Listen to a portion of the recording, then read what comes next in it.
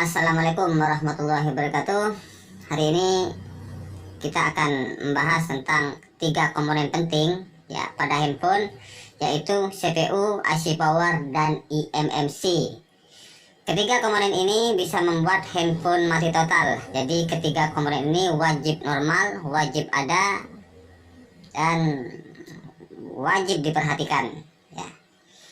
Dan pembahasan ini adalah pembahasan yang sederhana dan ringkas. Jadi tonton video ini sampai habis agar kalian mudah memahami ya, jangan diloncat-loncat. Oke, yang pertama adalah tugas masing-masing dari komponen ini, yaitu yang pertama IC power. IC power ini berguna untuk mensuplai daya, mensuplai seluruh tegangan kepada seluruh komponen pada HP ya, eMMC, CPU, kamera, touch LCD, audio, PA, RF, dan semua komponen IC, komponen UI interface ya, UI interface seperti LCD, touchscreen, seperti speaker ya, dan seluruh komponen IC ya, Bluetooth, GPS, WiFi, cas, RF, PA, IC audio, dan IC lainnya. Semua distribusi tegangan itu disuplai oleh IC power. CPU pun sama, juga disuplai oleh IC power, dan eMMC juga disuplai oleh IC power. Sedangkan tugas CPU adalah mengeksekusi atau memerintahkan ya, atau menyuruh atau menerima data ya dari seluruh komponen ini. Jadi touchscreen ketika kita sentuh mengirim data ke CPU, menerima data, diproses ya. Dan juga CPU ketika menerima perintah dari touchscreen ya, untuk memerintahkan LCD untuk bergerak ya, diproses, diperintahkan LCD bergerak ya. Jadi seluruh proses perintah, eksekusi, penghitungan semua dilakukan oleh CPU.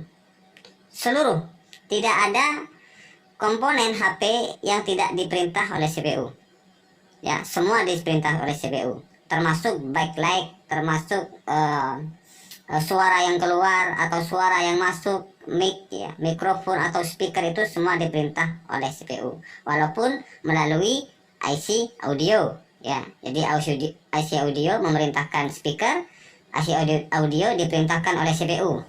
Jadi perintah pertama itu dilaksanakan oleh CPU. Oke, ini adalah komandan ya, komandan pada handphone ya. Dan eMMC ya, ini saya bagi dua, ada flash dan ada RAM. Ini bertugas untuk menyimpan data atau memberikan data. Oke, CPU memberikan data ke eMMC, disimpan ya, dan CPU meminta data ke eMMC ya, eMMC memberikan ke CPU. Jadi komunikasi antara eMMC ini hanya komunikasi antara CPU dan eMMC ya. Mereka tidak berkomunikasi loncat ya. Jadi eMMC tidak berkomunikasi langsung ke RF, tidak mungkin ya. Walaupun kamera ini disimpan ke eMMC ya, tetapi kamera ini tetap melalui CPU lalu eMMC ya. Jadi tidak langsung kamera ini ke eMMC ya, tidak langsung disimpan, diproses dulu. Jadi eMMC ini bertugas untuk menyimpan data permanen ya, atau menyimpan data temporary ya, RAM untuk menyimpan data temporary atau data sementara. Data flash, data operating system, atau data pengguna ya, data user ya. Ini kegunaan dari eMMC. Oke, di sini ada garis warna kuning dan warna merah, kuning dan merah. Warna merah ini melambangkan jalur power atau jalur distribusi tegangan ya, dan jalur kuning melambangkan jalur komunikasi data ya. Jalur komunikasi data antara CPU dan beberapa komponen IC atau beberapa komponen user interface, beberapa komponen IC lainnya, IC power atau eMMC, ini berkomunikasi melalui macam-macam protokol ya, tetapi yang umum adalah menggunakan protokol I2C, SPI, SD, paralel, dan serial sinkron atau asinkron ya. Jadi nanti kita pelajari tentang metode komunikasi ini ya. Sudah saya siapkan videonya. Dan jalur merah, yes, jalur merah.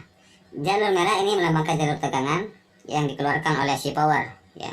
Tetapi AC power ini tidak moro-moro mengeluarkan tegangan, semua diperintah oleh CPU ya.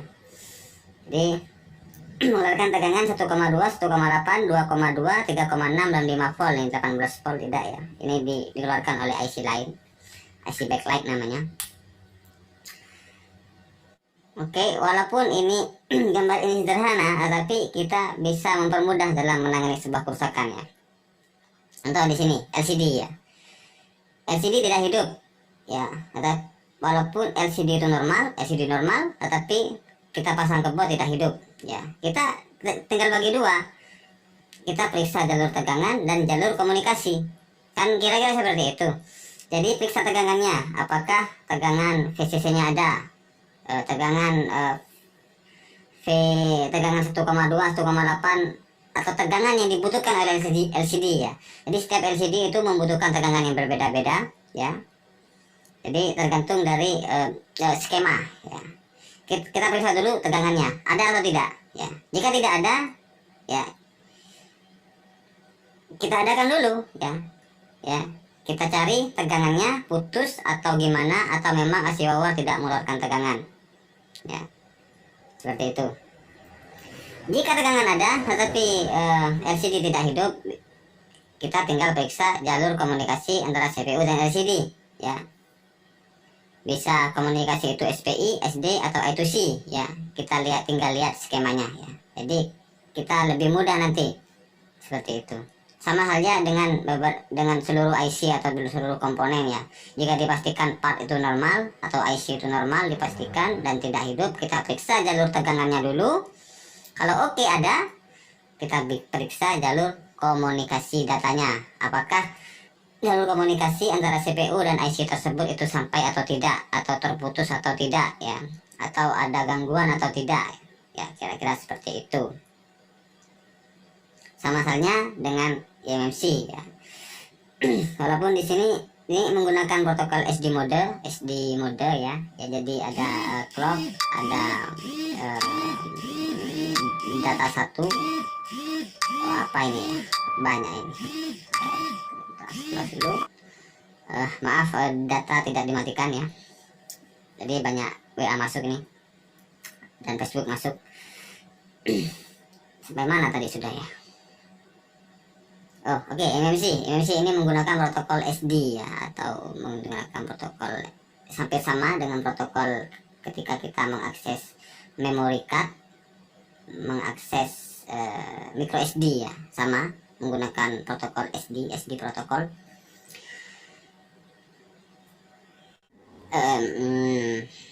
SD protokol ya, ada jalur clock ya.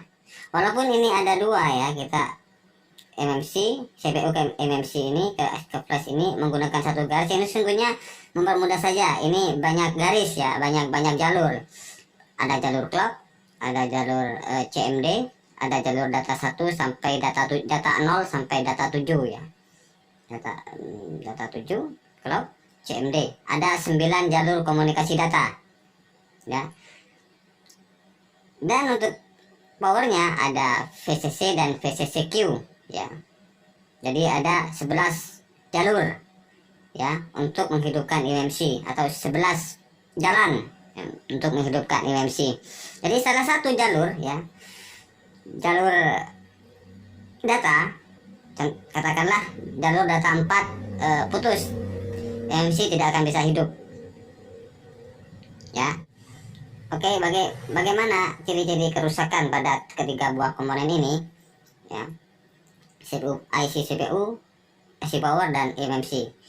Ya, untuk IC power kerusakan paling umum adalah IC-nya itu panas. IC-nya itu panas dan HP mati ya. Ada short internal. Ya, ada short internal pada IC power ya.